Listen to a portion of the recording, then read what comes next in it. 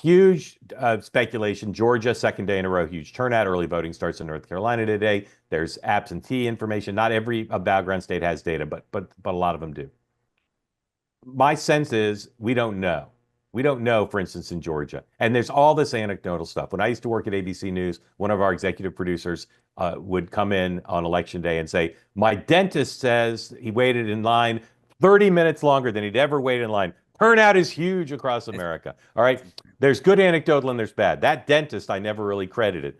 The anecdotal so far, I think, is mixed. And I know everybody wants to like read tea leaves and go to the betting markets and say Georgia's great for whatever. My view is we don't know, and we'll have to wait at least a few more days. Sean. I would say this. I got more feedback on that discussion yesterday than I think any subject that we've had on.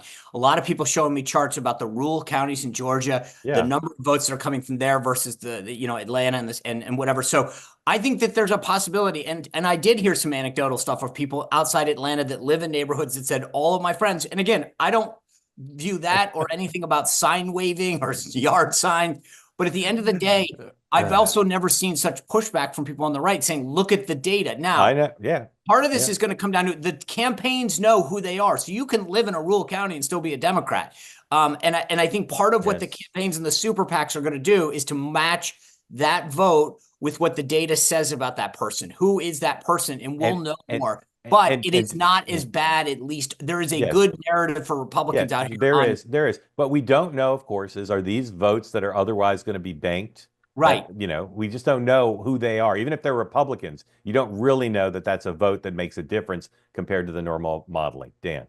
Yeah, and I just think to follow up on Sean's point, I talked to people on the Democratic side. They're equally as optimistic, and they think there's green shoots in there for them. Yeah. And look, at the end of the day, Walz was there. Bill Clinton was there. Michelle Obama is now going to Georgia. Doug Emhoff is in Georgia, I think, for like the fourth time in the last 2 weeks. Clearly, Democrats see something there that they keep sending, big time surrogates to that state. So we'll just have to see. All right.